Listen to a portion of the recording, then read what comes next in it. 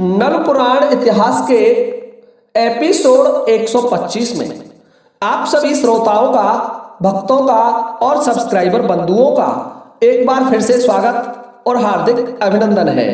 देखिए श्रोताओं, जैसा कि आप जानते हैं, मैं वीडियो आरंभ करने से पहले मेरे किसी न किसी एक सब्सक्राइबर बंधु का कमेंट प्रसारित करता हूं और आज भी मेरे पास एक कमेंट है प्रसारित करने के लिए।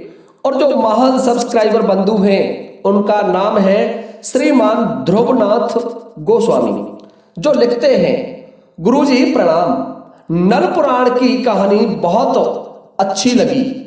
1 से लेकर के 1 से 124 तक सभी एपिसोड हमने देखे और सुने। कहानियां समझने और सुनने में बहुत अच्छी लगती हैं। गुरुजी को कोटि कोटि नमन। जय शिव शंभू महाकाल। भोलेनाथ का भक्त ध्रुवनाथ गोस्वामी, जिला सीधी, ग्राम गोत्रा, मध्य प्रदेश से हैं। कृपा करें। ओम नमः शिवाय। जय भोलेनाथ। तो देखिए श्रीमान ध्रुवनाथ गोस्वामी जी, आप भगवान शिव के परम भक्त हैं और इसके लिए हम भगवान शिव से आपके परिवार को सुखी और संपन्न रखने के लिए प्रार्थना करते हैं। तो आपका हमारे इस YouTube चैनल पर हार्दिक स्वागत और अभिनंदन है। श्रोताओं, मैं अब आपका ध्यान एपिसोड 124 से जोड़ रहा हूं। 124वें एपिसोड में मैंने आपको बताया था कि जब ढोल कुंवर तिमनगढ़ के मुख्य दरवाजे पर तोरण मारने के लिए हाथी के हौदा पर बैठा हुआ आता है, तो वहां से वह यक्ष देख रहा था और वह यक्ष ढोल कुंवर का हरण करके ले जाता है, उठा ले जाता है हाथी के हौदा से। देखिए श्रोताओं, ढोल कुंवर का संपूर्ण परिवार, स्वयं महाराज नल, मनसुख गुर्जर, किशन लाल, लाखा दादा और जितने भी सेना और सेना के योद्धा थे, सभी आश्चर्यचकित हो गए कि ढोल कुंवर आखिरकार कहां गया। उधर जो राजा तिमन सिंह था, वह और उसका पुत्र भी आश्चर्यचकित हो गए कि हमारा दामाद, देखिए अब उनमें रिश्ता जुड़ चुका था, अपनी पुत्री का विवाह कर रहे थे वो ढोल कुंवर के साथ। स्वयं महाराज तिमन सिंह भी व्याकुल हो उठे, मन में सोचने लगे कि ऐसा कैसे हो सकता है, जब हमारा दामाद यहां तोरण मारने के लिए दरवाजे पर आया था और सबने देखा है हाथी के हौदे पर बैठा हुआ था, और जैसे ही छड़ी को आगे बढ़ाया तो ना छड़ी दिखाई दी और ना ढोल कुंवर दिखाई दिए। आखिरकार ऐसा कैसे हुआ? श्रोताओं, बहुत बड़ी आश्चर्य की बात हो गई। अब उस यक्ष की बात सुनिए। यक्ष ने ढोल कुंवर को वहां से उठा लिया है और यक्ष ढोल कुंवर को लेकर के चल देता है। सोच रहा है कि मूर्ख, तू मेरी पत्नी के साथ विवाह करेगा? रानी तिमन कौर तो मेरी महारानी बनेगी, राजकुमारी से विवाह तो मैं करूंगा, मैं तुझे कैसे विवाह कर लेने दूंगा। ढोल कुंवर को उठा करके आकाश मार्ग से ले जाता है और सोच रहा है कि मेरे मित्र नागासुर दाने के किले में जाकर के इसे डाल दूंगा और वहां मेरा मित्र नागासुर इसका आराम से भोजन बना लेगा, मेरा मित्र मुझे धन्यवाद भी देगा। हे श्रोताओं, ऐसा सोच करके वो यक्ष ढोल कुंवर को नंदनवन के लिए लेकर के चल देता है और आ जाता है वहां जहां उस नागासुर दैत्य का एक विशाल दुर्ग बना हुआ था। बड़ा विशाल भारी भरकम दरवाजा जिसका बड़ा फाटक लगा हुआ था, और उस दुर्ग का जो विशालता थी, उसका घेरा था बहुत कई योजन में होकर के विस्तृत था। उस दुर्ग में ले जाकर के ढोल कुंवर को उस यक्ष ने छोड़ दिया और यक्ष वहां से ढोल कुंवर को छोड़ करके मन में सोच रहा है कि नागासुर दाने के पास चलना चाहिए और नागासुर को मुझे बताना चाहिए कि मैंने आपके लिए भोजन की व्यवस्था कर दी है। हे श्रोताओं, ऐसा सोच करके वह यक्ष और नागासुर जो उसका मित्र था उसके पास चल देता है। नागासुर प्रातःकाल किले से निकलता था, अपने महल से निकलता था और संपूर्ण दिन, पूरे दिन वह मानवों को खाने मारने लगा रहता था। उसका यह नित्य का काम था। प्रतिदिन वह दुर्ग से बाहर आता और मनुष्यों का भोजन किया करता था। तो जब वो नागासुर को खोजते खोजते यक्ष जहां नागासुर जिस क्षेत्र में अपने लिए भोजन खोज रहा था उसी क्षेत्र में पहुंच जाता है और देख रहा है कि नागासुर ने एक मनुष्य को तो अपने कंधे पर डाल रखा है और एक को खा रहा है। यक्ष देख करके बड़ा प्रसन्न हुआ, सोच रहा है कि मेरा मित्र शाम को जाते ही ढोल कुमर को खा करके समाप्त कर देगा और मेरा ये परम शत्रु मारा जाएगा और मेरी पत्नी फिर मेरे साथ ही रहेगी। श्रोताओं, सोचने की बात यह थी, जाकर के उसके पास पहुंच गया। वह यक्ष दाने के पास पहुंच जाता है और नागासुर से कहने लगा कि मित्र प्रणाम। नागासुर देख करके कहने लगा, अरे आओ मित्र, मैं तो अभी भोजन की तलाश में निकला था, परंतु आप कैसे आए? कि मित्र मैंने तुम्हें एक राजकुमार को लाने का वचन दिया था, उस राजकुमार को मैंने आपके दुर्ग में ला करके छोड़ दिया है। जब नागासुर ने ये बात सुनी तो नागासुर सोचने लगा, ठीक है, मैं शाम को जाकर के उसका भी भोजन कर जाऊंगा, कोई दिक्कत नहीं है, चिंता मत करें मित्र, आपको धन्यवाद। ऐसा कहकर के नागासुर ने उस यक्ष को विदा कर दिया। यक्ष चला जाता है और नागासुर वह भोजन करता हुआ उसी क्षेत्र में डोल रहा है। और अब ढोल कुमार की बात सुनिए। जब ढोल कुमार उस किले में छोड़ा गया तो सोचने लगा, ढोल कुमार को होश आया, क्योंकि यह काम कुछ ही क्षणों में हो गया। यक्ष ने बहुत शीघ्रता से ढोल कुमार को उठाया और अचेत अवस्था में, अर्धचेतन अवस्था में ढोल कुमार को लाकर के उस दुर्ग में छोड़ दिया, उस किले के चौक में छोड़ दिया। और ढोल कुमार उस किले के चौक में जब होश में आया तो मन में सोचने लगा कि मैं क्या स्वप्न देख रहा हूं। अभी थोड़ी देर पहले मेरी सेना सहित मैंने तिमनगढ़ के मुख्य दरवाजे पर तोरण मारने की तैयारी की थी। मैं हाथी के हौदे पर बैठा हुआ था, मेरे साथ मेरी विशाल सेना थी, मेरा संपूर्ण परिवार था और मैं राजकुमारी तिमन कौर से विवाह कर रहा था। परंतु ये क्या हुआ, मैं इस महल में कैसे आ गया? क्या मैं कोई स्वप्न देख रहा हूं या वास्तविक सत्य है?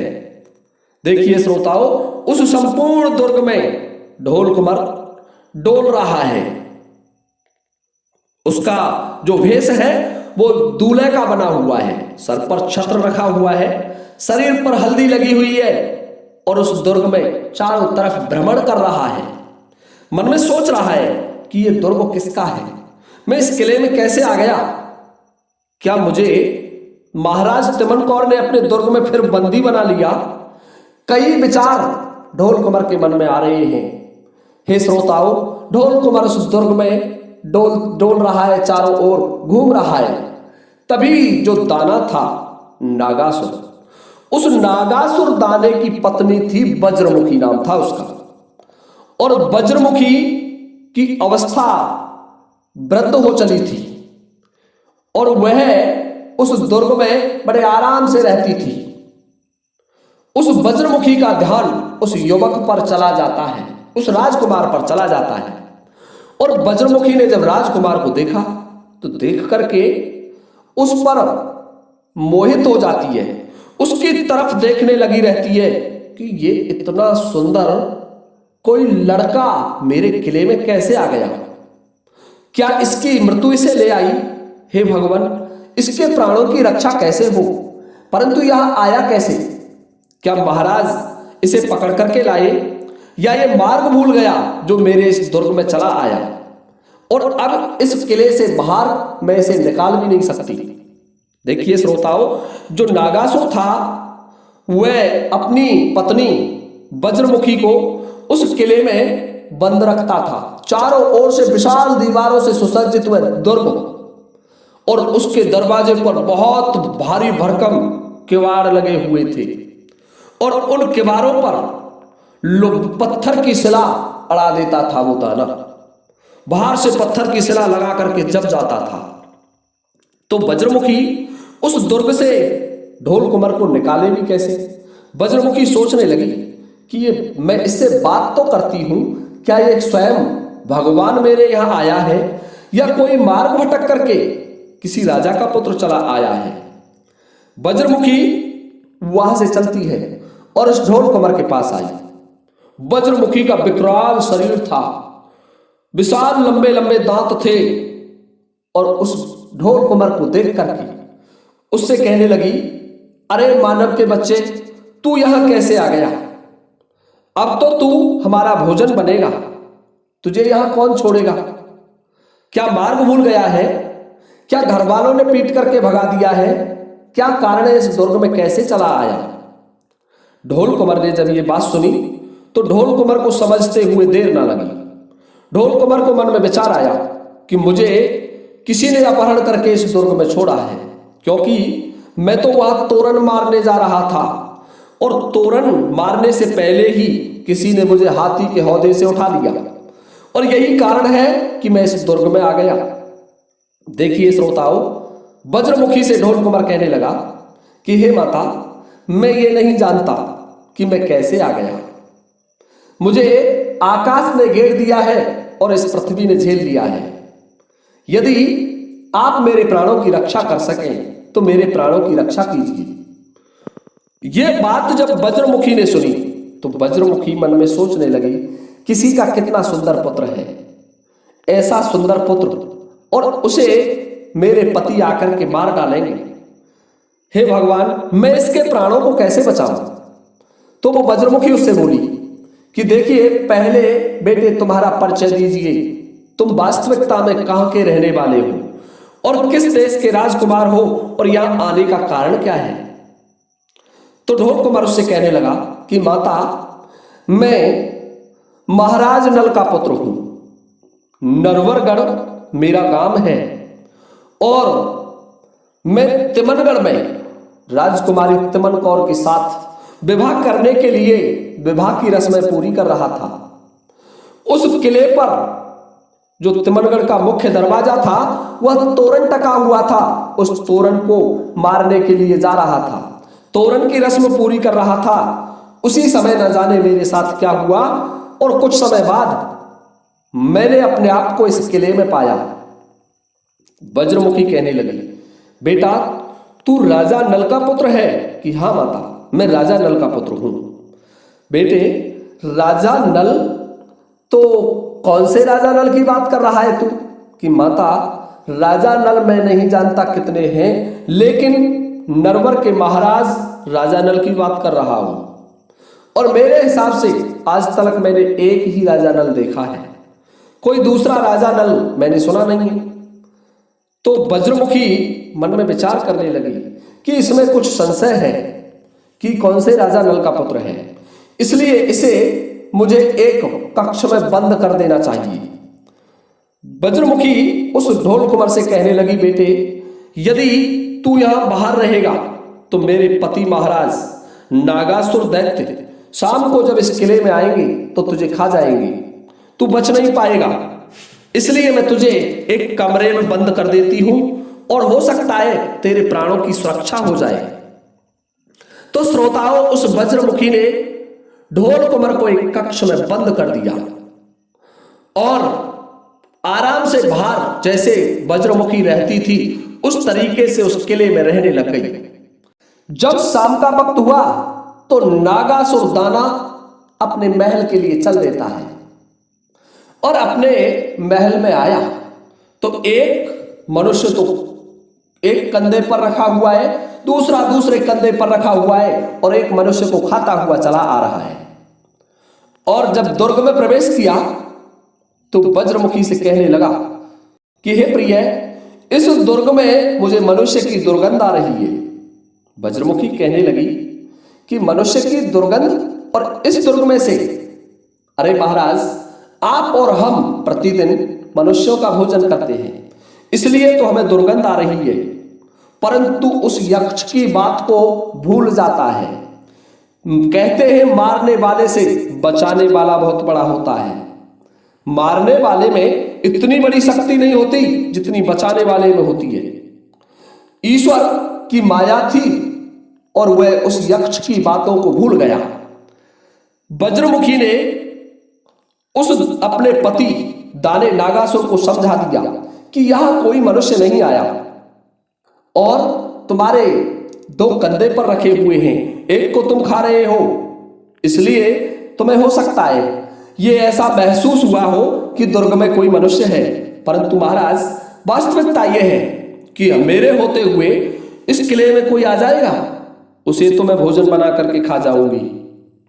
देखिए श्रोताओ, ये बात दाना अपनी पत्नी वज्रमुखी से कह रहा है। अब उधर का हाल सुनिए। उधर क्या होता है, राजा नल, मनसुख और उसके अन्य सेनापति और स्वयं महाराज तिमन सिंह आश्चर्य में पड़ गए, आश्चर्यचकित हो गए। राजकुमारी तिमन कौर रुदन करने लग जाती है, अपने पिता तिमन सिंह से कहने लगी कि महाराज मैं भी प्राण त्याग दूंगी, मेरे पति ढोल कुमार कहां चले गए? जब वो सभी ने तुमने देखा है कि दरवाजे पर हाथी के हौदे पर बैठा हुआ राजकुमार तोरण मारने के लिए आ रहा है, तो फिर वहां से कैसे गायब हो सकता है?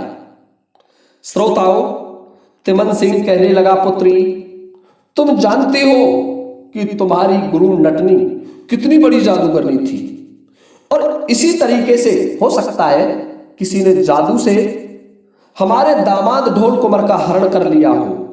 इसलिए महाराज नल सहित हमें माता देवी के मंदिर में चलना चाहिए। श्रोताओं, राजा तिमन सिंह महाराज नल से कहने लगे कि राजन, वह पुत्र आप ही का पुत्र नहीं था, अब तो वो हमारा दामाद भी था। आपने हमारी शर्तों को स्वीकार कर लिया था और हमारी पुत्री मन ही मन तुम्हारे पुत्र का वरण कर चुकी थी। इसलिए हे राजन, अब तो ढोल कुमार को खोजने में हम भी अपना संपूर्ण सहयोग आपको प्रदान करेंगे। राजा नल कहने लगा कि महाराज तिमन सिंह, आप ये बताएं कि पुत्र को क्या हाथी का हौदा खा गया, क्या दरवाजा खा गया, और क्या वो तोरण निगल गया? तो ये बात जब तिमन सिंह ने सुनी तो तिमन सिंह बोले कि हे राजन, हमें माता काली के मंदिर में चलना चाहिए, माता काली हमें सब कुछ बताएंगी। श्रोताओं, राजा नल, लाखा दादा और अन्य सभी सैनिक योद्धा जो माता काली का मंदिर था, तिमनगढ़ की महाकाली थी, उस महाकाली के मंदिर के लिए चल देते हैं। लाखा दादा मन में सोच रहे हैं कि ढोल कुमार की मृत्यु 7 बार लिखी हुई है इस विवाह में।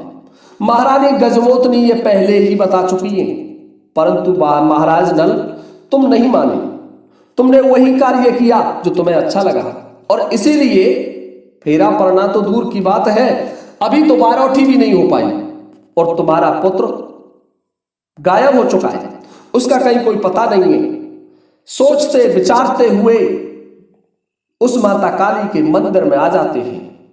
राजा नल और महाराज तिमन सिंह ने माता काली के मंदिर में प्रवेश किया।